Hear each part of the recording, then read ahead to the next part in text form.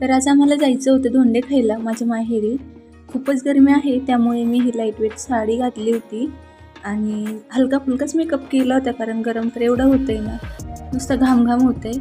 सध्या ऊन एवढं आहे ना, तर आम्ही लेकरांना काही सोबत घेऊन जाणार नव्हतो, पण पिहू ऐकायलाच तयार नव्हती, त्यामुळे तिला घेऊन चाललो सोबत आणि मोठ्या दिदीला घरी ठेवले. मामाकडे जायचं म्हणून एवढी खुश होती ना, फक्त दूधच पिली होती त्यामुळे तिला वाटेत भूक लागली, त्यामुळे तिला एक वडापाव खाऊ घातला.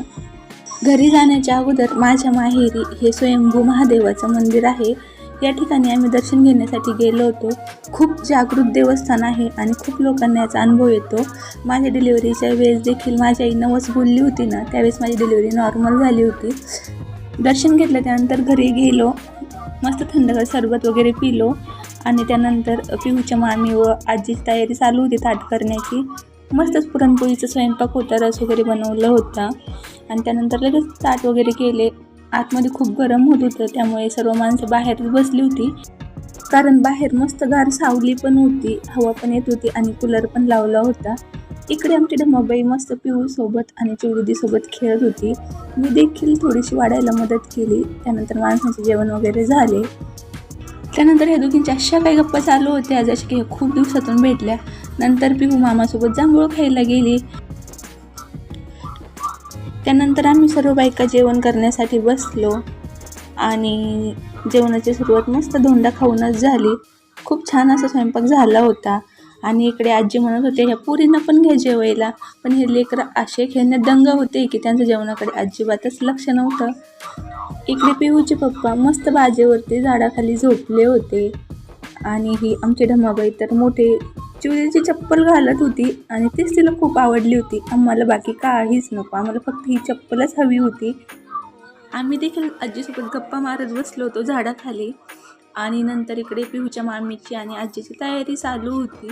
तसा तर आमचा या अगोदर देखील खूप मोठा धोंडा केला होता. 5 भांडे, तांब्याचे ताट वगैरे ते सर्व दिलं होतं आम्हाला.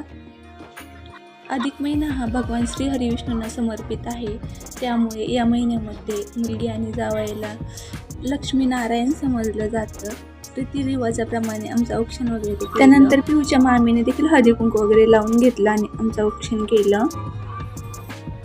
इकडे काहीतरी जोक झाला होता, त्यामुळे आम्ही दोघे खूप हसत होतो. तर ना, हा आहे आमचा सार्थक दादा, तो देखील खूप मोठा झाला आहे आता. त्यानंतर ना इकडे ताई दाजींचं देखील औक्षण वगैरे करून घेतलं. खूप दिवसातून असे सर्वजण एकत्र आले होते, त्यामुळे छान छान असे फोटो क्लिक केले आणि त्यानंतर ना आता निघण्याची तयारी चालू होती. आईच्या दारात एक जांभूळचं झाड आहे आणि ते खायला खूप गोड आहे, त्यामुळे अमोल म्हणजेच पिऊचा मामा वरती गेला होता आणि ते जांभूळ हलवत होता आणि आम्ही खाली अशी झुळी पकडली होती ते जांभूळ खाली पडून फुटू नये म्हणून, आणि एवढे सारे जांभूळ आम्ही गोळा केले. त्यानंतर ताई आणि आम्ही सोबतच निघालो वापस येण्यासाठी आणि ज्यूस वगैरे पिलो, त्यांना बाय केलं आणि त्यानंतर आम्ही पुढे आलो. तर आम्हाला घरी येईपर्यंत ना खूप उशीर झाला होता. म्हणजे रस्त्यात तुम्ही पाहू शकता सनसेट खूप छान दिसत होता. त्यानंतर आम्ही घरी पोहोचलो. घरी आल्याच्या नंतर दीदी आमची वाटच पाहत होती. त्यानंतर थोडीशी आवरावर केली. खूप लांब आहे माझं माहेर, त्यामुळे आम्ही खूप थकलो होतो. तर असा होता आजचा दिवस. भेटूया नेक्स्ट व्हिडिओमध्ये. तोपर्यंत बाय बाय.